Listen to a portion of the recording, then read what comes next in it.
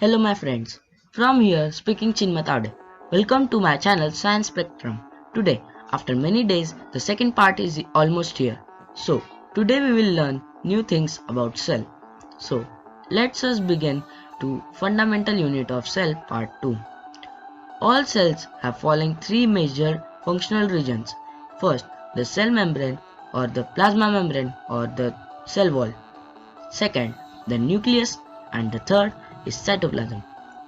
All the cells have three things in common, no matter whatever type of cell they are. All cells have a cell membrane which separates the inside of the cell from its external environment, cytoplasm, which is a jelly-like fluid, and DNA, which is the cell's genetic material. Now, there we will study the nature and occurrence of the cell membrane. The cell membrane is the outermost covering of the cell. Most cellular organelles are enclosed by this membrane. It is present in plant, animal, and microorganisms also. The cell membrane is flexible in nature and allows particles to move in and out of the cell. Now, we will study the structure of the cell membrane.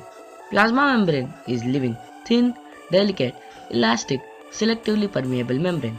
It is about 7 nm, that is 78 thick. The membrane is made up of phospholipids, proteins, cholesterol, and polysaccharides. The further animation will get you easily understand the structure of the plasma membrane.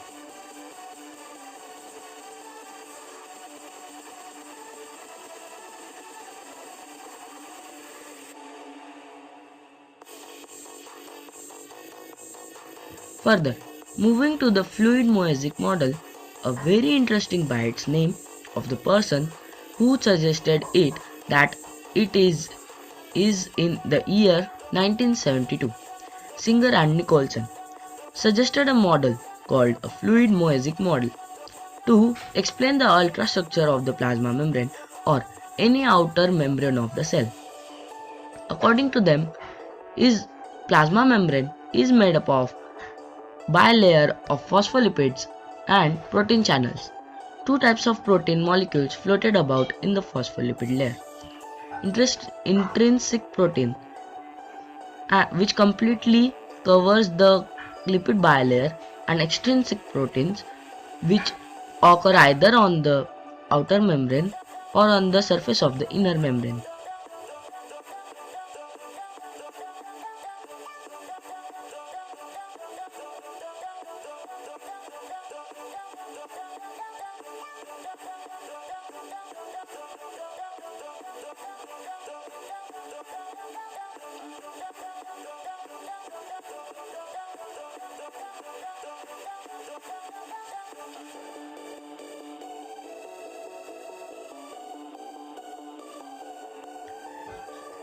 Here is the diagram of how fluid mosaic model looks.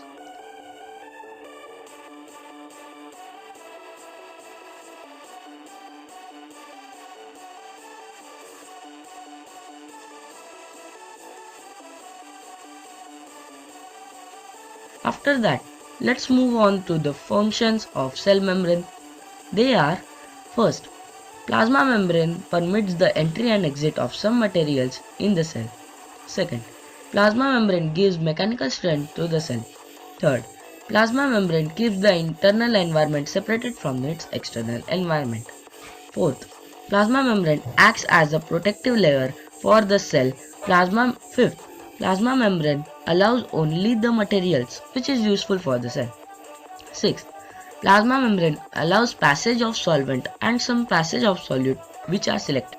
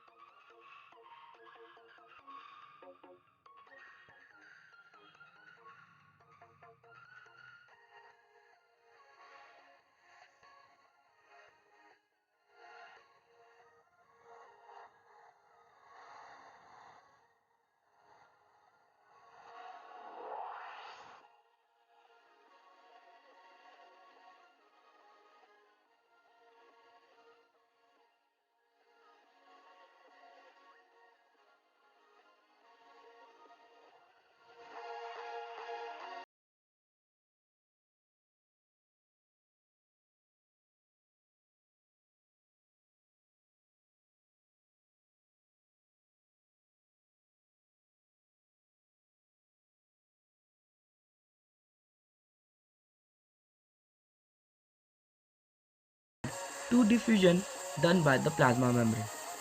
The diffusion is the spontaneous movement of the molecules from a region of high concentration to the region of low concentration until uniform concentration is finally achieved. Some examples are given to understand it better. Carbon dioxide, that is CO2, and water, that is H2O, etc., can move across the plasma membrane readily through the process of diffusion. The next,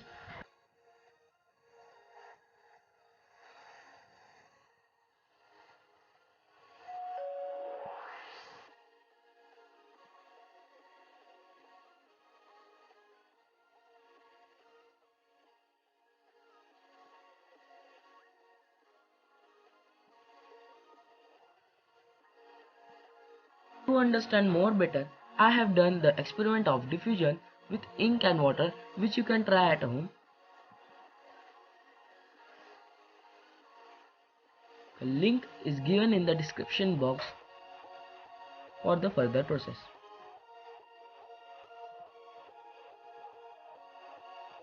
Now, here we go with the osmosis. The spontaneous movement of water molecules through the selective permeable membrane is called osmosis. Thus, the osmosis is the passage of water from a region of high water concentration to the region of lower water concentration through a semi-permeable membrane.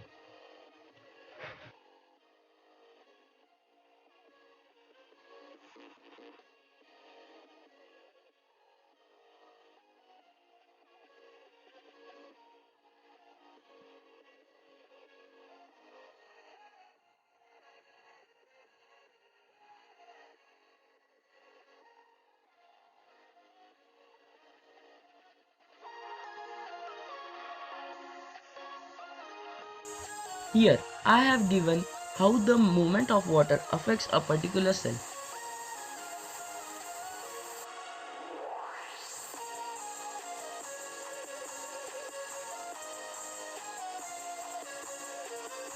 Moving ahead friends, we will now discuss about various types of solution. First comes the hypotonic solution. If the medium surrounding the cell has a higher water concentration than the cell, that is, if a solution is very dilute solution, then the cell will gain water by osmosis. Such a dilute solution is called the hypotonic solution. In this process, the size of the cell becomes turgid, swollen, and sometimes may ultimately burst. As the cell have the lower water concentration of water, so the movement of water molecules would be inside the cell. Here is some information about hypotonic solution in the form of picture.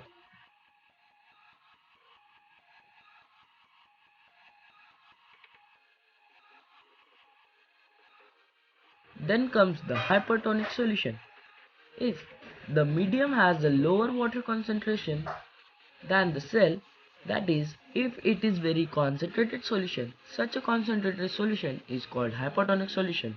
In this process, the size of the cell gets shrunk or plasmolized as the cell have the higher water concentration than the external environment. So, the net movement of water molecules will be outside of the cell. Here is some information about hypotonic solution in the form of picture.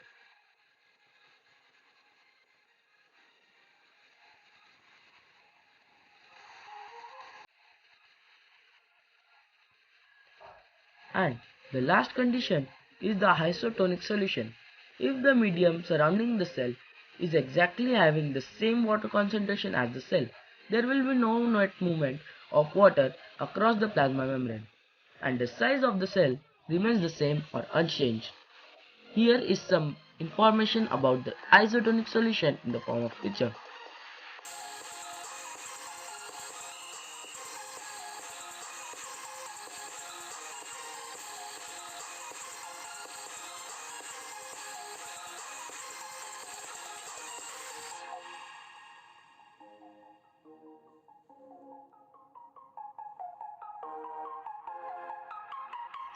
Following comes the facilitated diffusion.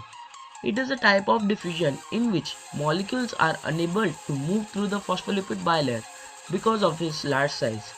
but this type of particles able to move through the protein channels, which is a passageway of large substances to move.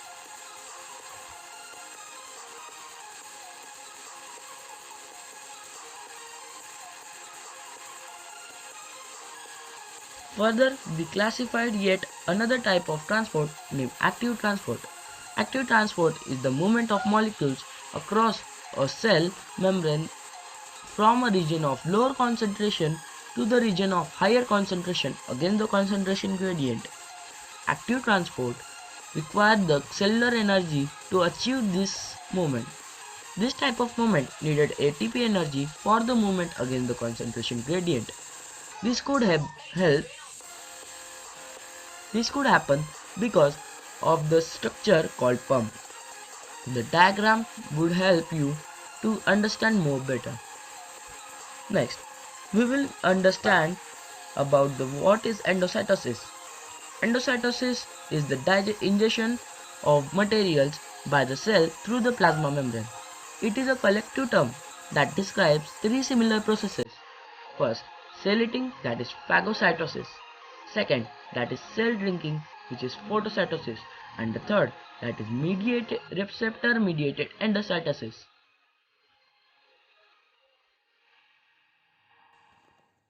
Following, we will understand about the exocytosis, as we know that if something goes in, it also have to go out after the usement. Similarly, the process in which the membrane of a vesicle can fuse with the plasma membrane and extrude its waste content into its external environment is called exocytosis.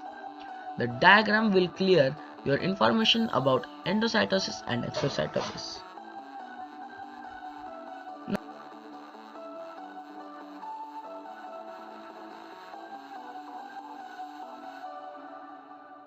Now, we will next precisely understand about the another main component of the cell, that is cell wall.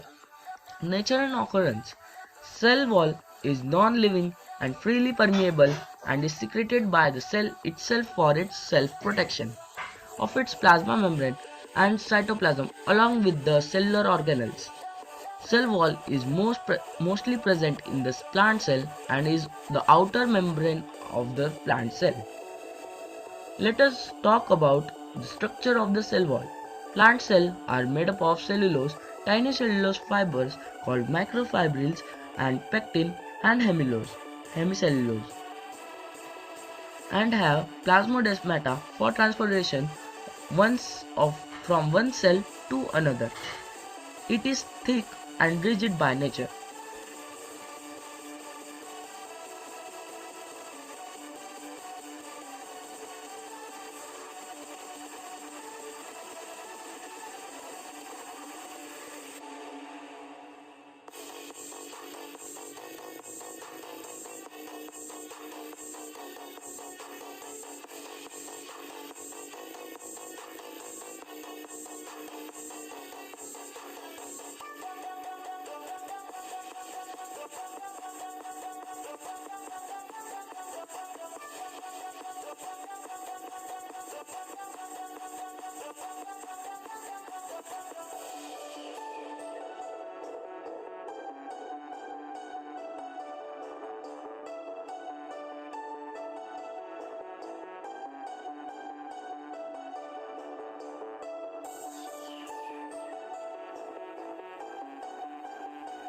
Following, let us talk about the function of the cell wall. It maintains it maintains the shape of the cell.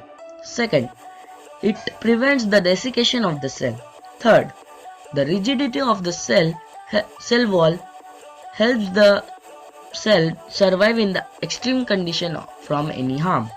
Fourth, it also provides mechanical strength to support the cell. Fifth, it is freely permeable to water and substances in the solution. Sixth, the pores on the cell wall, called plasmodesmata, helps in the intercellular connections, allow exchange of materials between the living cell contents. Seventh, cell walls are glued by middle lamella, which help them to join with the other cell.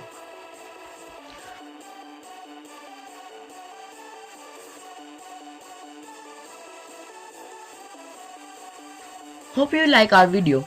Give a thumbs up if you like it, share our video to your friends and subscribe our channel to get notification of our upcoming video. The remaining two functional regions of the cell will be discussed in the next part. Thank you for watching.